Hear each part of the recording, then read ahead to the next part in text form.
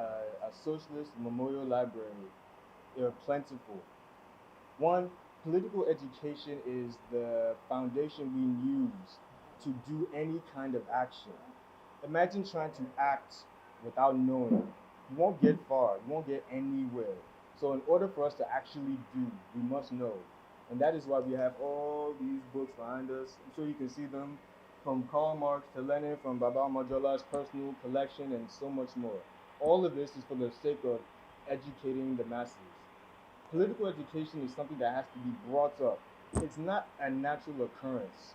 Knowledge does not fall from the sky. It has to be intentionally searched for, intentionally placed in, intentionally repeated over and over and over again, and for the sake of doing. That is why we wish to raise the political and class consciousness of the masses, so we can move forward and actually participate in the socialist transformation of not just Nigeria but the whole of Africa. And Baba Mojola was one of the great many, many people who understood the necessity for political education. One of my comrades, Comrade Shango, has told me multiple times stories about how he was told, he was advised that, oh, we should have a library, we should have a library, we should have a library. Now, look, we have materialized that desire. It has become material. That is how we wish to do. Take things that are subjective and turn them into the objective in reality. So this is why we're here, to celebrate not only Baba Omojola, to celebrate all the socialist Nigerians, Nigerian socialists, but to also take a necessary massive leap forward into galvanizing the people into a necessary, into a never yielding struggle towards socialist transformation of Nigeria. Last line, let me show you. Mass line, these are editions. Baba Mojola was also an editor. He edited and wrote a lot of things. So we'll be handing out free copies of this, one per person. This is also one of the books that he has edited about Michael Omojola. He was one of the leading organizers during the Zikist movement in Nigeria during the 40s and 50s, a well-known socialist, well-known organizer. So this is the biography and political history edited by Baba Mojola. So yes. So on top of being a socialist memorial library, we're also considering ourselves a Pan-Africanist center. And by Pan-Africanist center, we mean that we need serious people from all over the continent and the diaspora. It doesn't matter your nationality, it doesn't matter your ethnicity, it doesn't matter which language you speak. We all speak the common language of understanding that all of our conditions are linked one way or another. So our organization should be linked one way or another. That is Pan-Africanism, the complete liberation and the total unification of the African continent by scientific socialism. That is what was decided on the 5th Pan-African Congress that was held in 1945. Key member of that Pan-Africanist Congress was Kwame Nkrumah, one of the greatest Pan-Africanists, one of the greatest socialists, one of the greatest organizers known to mankind. So we wish to continue where he left off and build that unified socialist Africa. And Nigeria will play its part. The MAE will play its part in all serious organizations. We call on them, we urge them, we must work together, we must organize, we must link together. We have to raise awareness, we have to raise the political and class consciousness, but most importantly, we have to organize for victory. Victory is not something that comes out of the sky like rain. Victory is not a natural occurrence. Victory is the tailor-made conclusion of those who struggled, those who contended, those who planned, those who organized and succeeded. That is victory. Imagine you have side A and side B. They're contended for something. Side A doesn't plan. Side B plans. Who is more likely to succeed? Side B. We need to be the one succeeding. Right now, we're not succeeding. The enemy class is succeeding. We need to change that around. If we kick our feet up and do nothing, nothing will happen. But if we bring ourselves together, pool ourselves together, our intellect, our resources, our willpower, our labor, our everything, we have a fighting chance. Our objective is many. Our objective is to build a new kind of citizen that is both class and politically aware of their surroundings and their organizations. But as I've said before, it's not enough just to be aware. We don't just gather knowledge for the sake of gathering knowledge. We gather knowledge for the sake of acting and doing, and to teach, and to create organizations all over we can, so we may come together. We will have a mass line, we will have mass direction, we will have mass organization, not just mobilization. To protest is okay. That is recognizing that there's something wrong. But protests, they always fizzle out. Maybe 1 week, 2 weeks, 1 month. Protests will fizzle out. But organization is ongoing. It's unrelenting. It is continuous. It is constant. It is there to serve a goal. There is a means and an end. Organization is the means. The end is whatever the organization wants. This organization is scientific socialist. This organization wants the social transformation of not just Nigeria that we're based in, but the whole of Africa, so we can play our role in the world socialist revolution that needs to take place. We must overthrow the structures of capitalist imperialist domination. We must overthrow the structures that exploit us. Exploitation of human by human is wrong. As we all know, there's a popular saying in Nigeria, we can't continue like this. That is very true. We cannot continue like this. Capitalist imperialist domination is quite literally destroying the world, and it will continue to do so unless we act. You know, with the help of a lot of supporters, are launching the Baba Omojola Socialist Memorial Library today. Uh, you know, in time, I think we would look around what we have so far. We just starting. We certainly need a lot more support to push things forward, but we are very excited. Um, the We, of course, is a movement for African emancipation, the organization that is behind this initiative.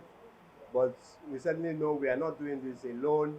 We are doing this in terms of the struggle for the liberation of our continent, of our country, working together. We want to create a platform for working together among those, you know, dedicated to that struggle.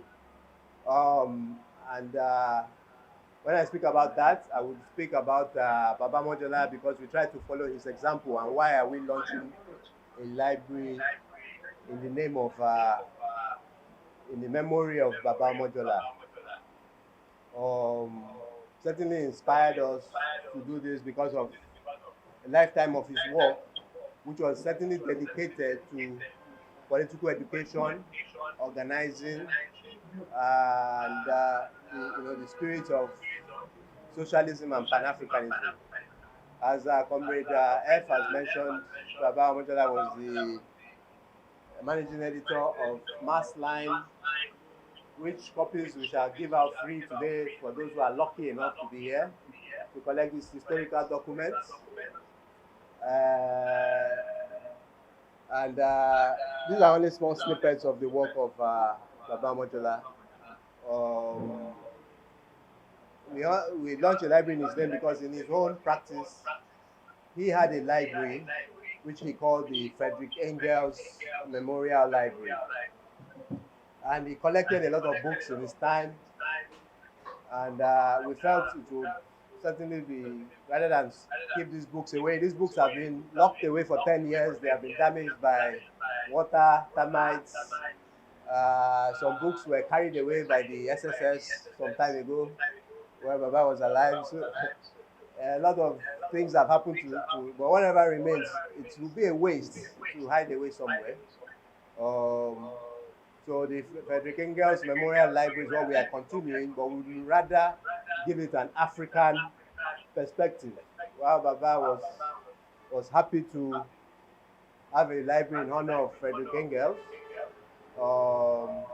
we feel it's more appropriate to go back to our African roots and look at the kinds of people who were leaders of struggle in our country and our continent.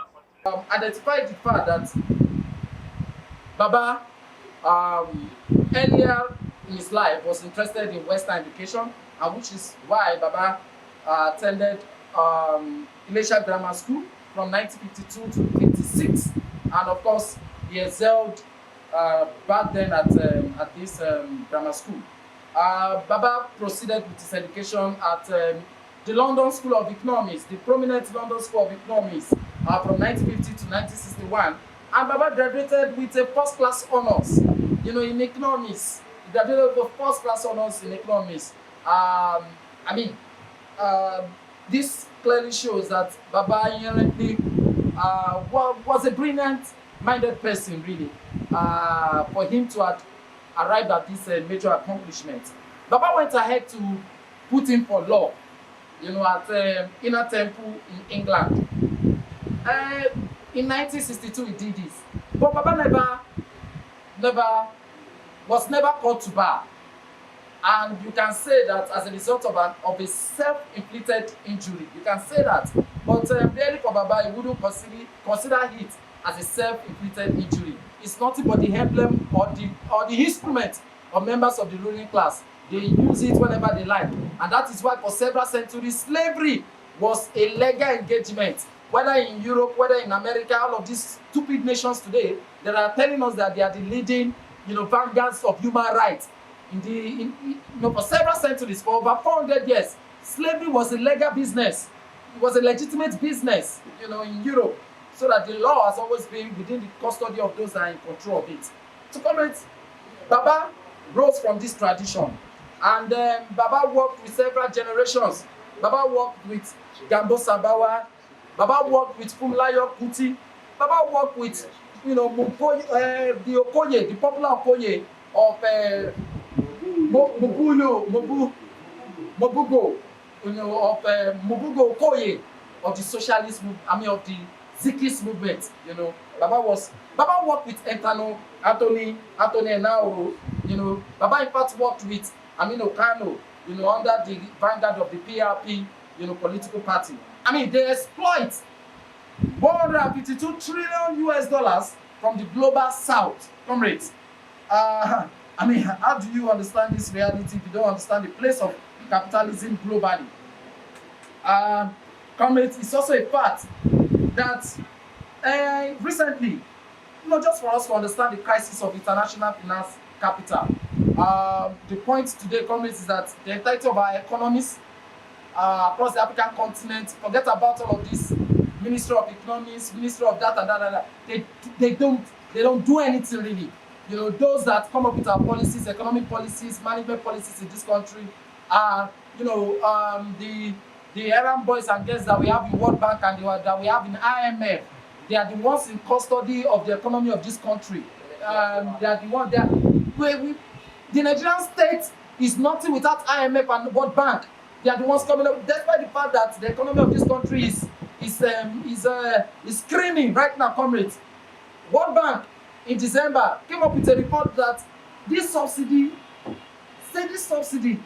that you people remove, you haven't removed this subsidy very well.